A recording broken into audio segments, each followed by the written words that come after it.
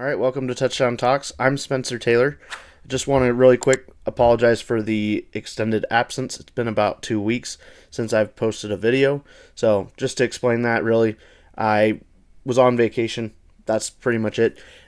Went to South Texas to visit some friends for a week, and then for another week was with family on another vacation, right back to back.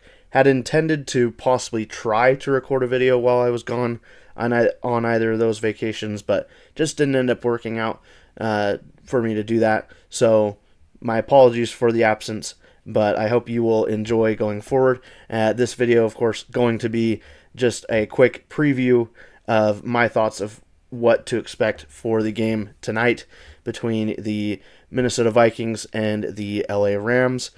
This game will be in LA at SoFi Stadium between the 2-4 LA Rams and the 5-1 Minnesota Vikings. As you know, if you've seen it, a couple weeks ago, I made a video specifically dedicated to the Vikings. I think that was close to a month ago now. I want to thank you if you were one of those who watched that video. That is, as of right now, the highest viewed video on this channel. And so, huge thanks to especially you Vikings fans who tuned in and watched that video.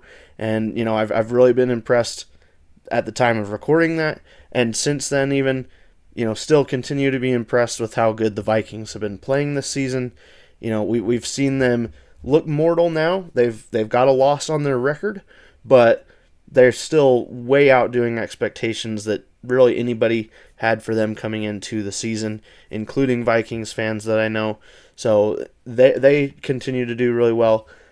But on the other side of this, for this game tonight, the LA Rams, they haven't had the season that they would have wanted so far at 2-9. They're kind of at that point record-wise where statistically, if you want any historical likelihood of making it to the playoffs, this is kind of a must-win for them. For the Rams, if you lose this game tonight and you go to 2-5, the percentage historically of making the playoffs at that point drops down to about 6%.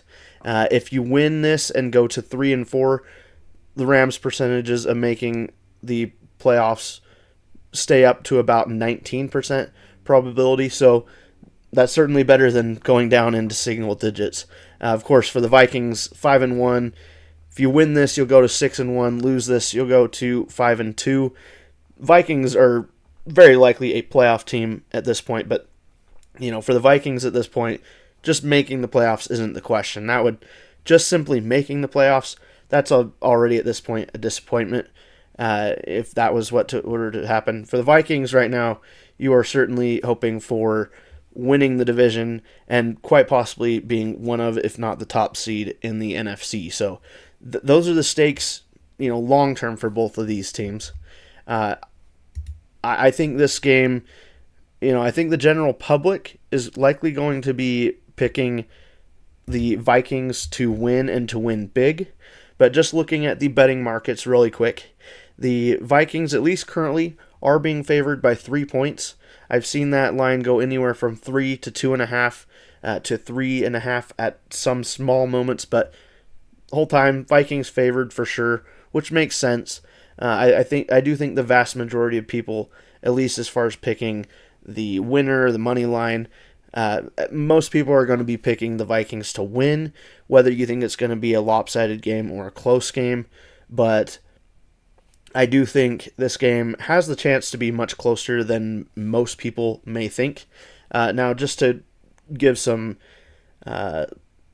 season stats for both teams to go into this, the Vikings are coming into this week scoring 28 points per game, while the Rams are only scoring 19 points per game. So that's quite a difference. The Vikings rank 6th in the league in points, while the Rams only rank 23rd. The Rams have only ever scored more than 20 twice this season.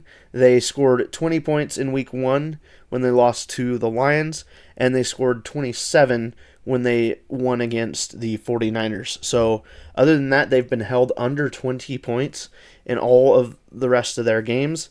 Another interesting thing I recognized and remembered looking at the Rams games they've played so far. This is the fourth NFC North game for the Rams. You know, this is a year they play the whole NFC North, which certainly is a tough draw for them. The NFC North is a gauntlet. I'm probably going to make a video either later this week, probably more likely next week, about just how stacked the NFC North is looking. I mean, if you've been watching any sports talk shows, you've likely heard other people bringing it up.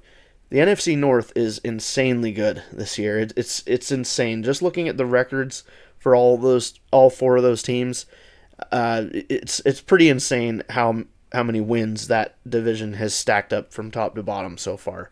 Now, of course, that division will have a lot more divisional games towards the end of the season, and they'll cannibalize themselves in that sense. But it's really looking like, if not the best, one of the best divisions in the league this year, and I would argue that it is the best division in the league in 2024. But either way, so for the Rams, that's a tough draw, and my point is they've already played the Lions. Week 1, they lost to them 26-20. Then a few weeks later, they played the Bears in Chicago, lost by a score of 24-18. And then the following week after that, they played the Packers in LA and lost by a score of 24-19. So very similar scores if you paid attention to that. The Lions, they lost by 5, and the total score right at 46. Then they lost to the Bears with a scoring differential of 6. And then the very next week, losing to the Packers, and the scoring differential was only off by 1. The Bears Rams was 24-18. Packers Rams was only 24-19. So only a 1-point difference. Unfortunately for the Rams, both of those were losses. Now, the key reason why I think there's a couple, 2 or 3 reasons why I think this game could be much closer than people might expect. So for the Rams, the main things to note is the injuries. Obviously, even with the good news for the Rams, they still do come into tonight's game with maybe more of the, more of a feeling of being beat up than the Vikings do. Certainly, so far this season, the Rams have dealt with more key injuries, but the key thing for the Rams in what I think could change things for them this game is that they are getting back some of those key players. So Cooper Kupp is expected to be playing. He was very close to being able to play this past week, but didn't make it. But will be available for this game against the Vikings. So that already right there, getting Cooper Kupp back, is a huge addition to the team. He had some really good stats in week 1. Had I believe over 10 receptions, over 100 yards, had a touchdown. So he was huge in that Lions game. And again, they did lose that, but it was a pretty close score, and against a Lions team that right now is tied with the Vikings. As a matter of fact, the Lions are right above the Vikings in the NFC North because they won the head-to-head last week. So for the Rams, they finally get Cooper Kupp back now after he's been on injured reserve basically since week 2, I believe it was. And then with Puka Nacua, he's also been on injured reserve. He went on injured reserve after that game against the Lions. Puka only was able to get 4 receptions in that game. Still was able to, for fantasy, for example, still put up close to 10 points in fantasy, and I believe that was with about 4 receptions and 40-something yards, maybe a bit more than that. So for Nacua, he wasn't able to be in the game very long before he got injured. But with Puka Nacua, he was originally designated and is still expected to be quite possibly available to play and come off the injured reserve today for this game against the Vikings. Now, we'll have to watch and see. Of course, as of the time that I'm recording this video right now, it's still not been, there's not much been reported as to whether or not that is going to happen or not. but it is certainly very much a possibility that Puka Nacua plays today. If nothing else, today he will likely end up coming off of the injured reserve, and if nothing else, he'll play in Week 9 against the Seahawks. But if he does come back, if they get both of them back, Cooper Kupp and Puka Nacua, that's a huge boost to the Rams offense from where they've been so far.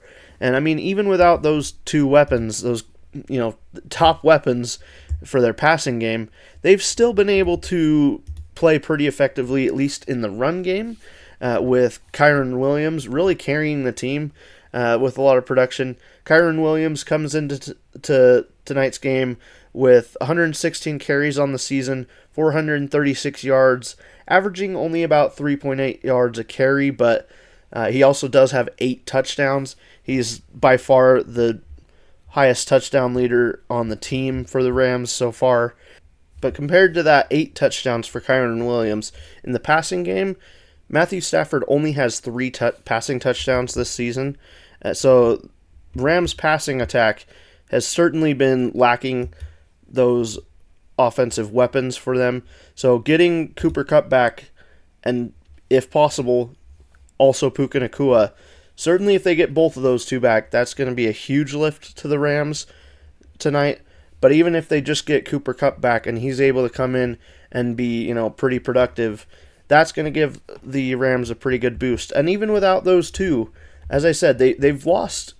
Again, they've gotten to 2-4, which is not the record they want. But even with those injuries, they were able to win against the 49ers and the Raiders. I know the Raiders, that's not that impressive, but winning against the 49ers, that's one thing.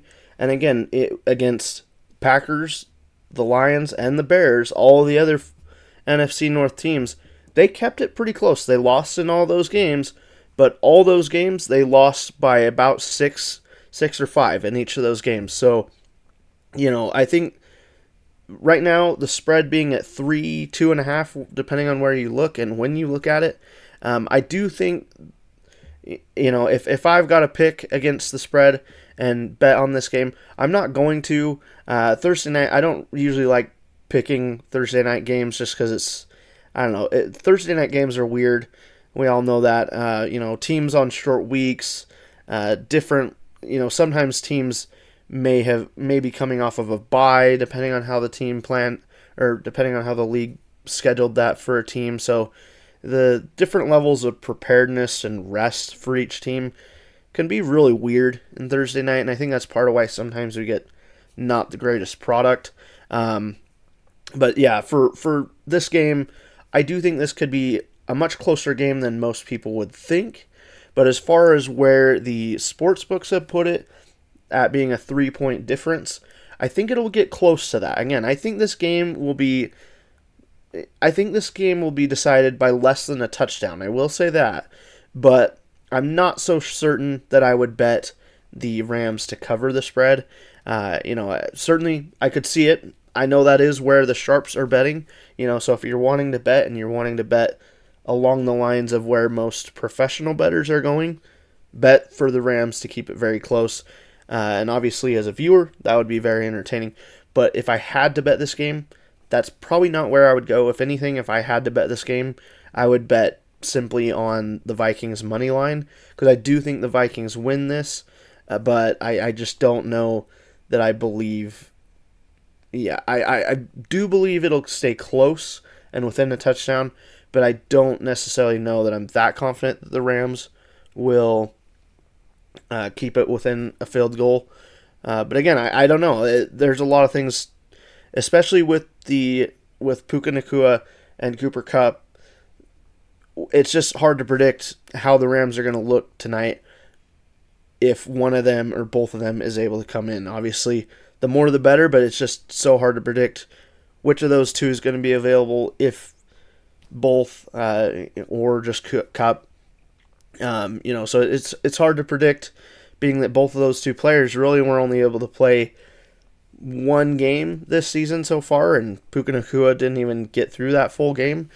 And then on the other side for the Vikings, as far as injury news goes, that also makes this interesting, is the Vikings are getting back, or it's believed he should be back and available finally for them. At tight end, you have T.J. Hawkinson finally coming back into the lineup for the Vikings this season. So that could be an interesting wild card as well. I based off everything I've been seeing and the reports I've been reading and hearing, it sounds like it's very much hoped that T.J. Hawkinson is going to be available. So for the Vikings pass attack, already very scary pass attack. In the backfield, you got Aaron Jones, and then for the pass attack, you have Justin Jefferson, you have Jalen Naylor, who's got some pretty good stats, Jordan Addison, Aaron Jones himself has contributed pretty well in the past game. Some of the Vikings' backup tight ends, Johnny Mund and Josh Oliver, those two have produced pretty well. Both have a touchdown each this season. So if T.J. Hawkinson is able to come in now as the starting tight end and finally get onto the field in 2024 here, that's another thing that could boost the Vikings on their side. And then really across the board, I think this game, the other thing to note is the defenses for both teams.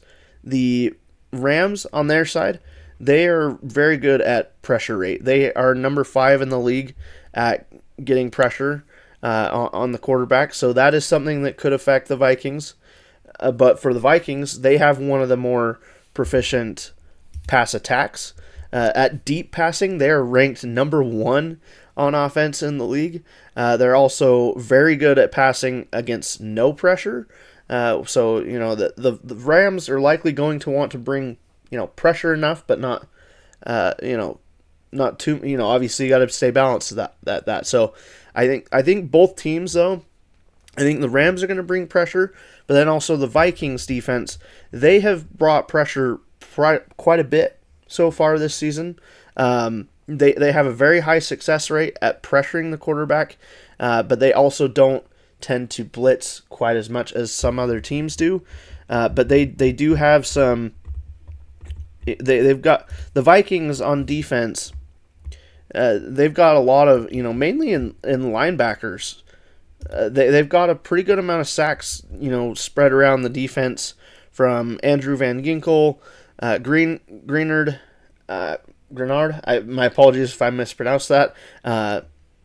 Those two linebackers each have 5 sacks, as well as Pat Jones II. He has 5. So those 3 linebackers for the Vikings have 15 sacks so far this season. So they're getting to the quarterback. Matt Stafford, obviously, Stafford and Goff on the other side, neither are really that mobile, and certainly Stafford, older, less mobile. So those two guys, if these defenses are able to get to the quarterback, which I think they will at least once or twice at the night, and certainly we'll see more pressures than that, that could affect the game for both sides. So I think, in totality, I think this game will be a close scoring game. I think we'll see the Vikings quite likely get out to a lead and control the game for the most part. I do think the Vikings win this game. They'll go to 6-1. Rams will unfortunately fall to 2-5. But I do think we'll see this be a very close game. And I think for the Rams, again, it very much depends on how healthy and how much the Rams offense is able to get going with Cooper Kupp, and if Puka Nacua is available as well. If both of them are back in the game, I think even if they lose, this game could be a spirit boost to an extent for the Rams, and maybe we see them go on a run going forward after this game. But my prediction for this game is going to be Vikings win it by a score of 24-20. So close game, pretty close to where the spread is at, but I do think the Vikings will control the game for the most part and will win in the end. They're in LA, which, another thing, they're at SoFi Stadium.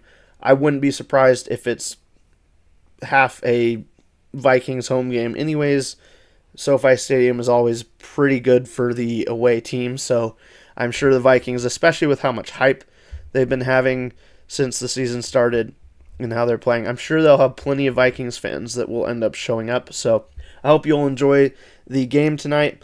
Let me know down below in the comments what you think of these predictions. Who do you think is going to win the game? What's your score prediction? And I will see you in the next video.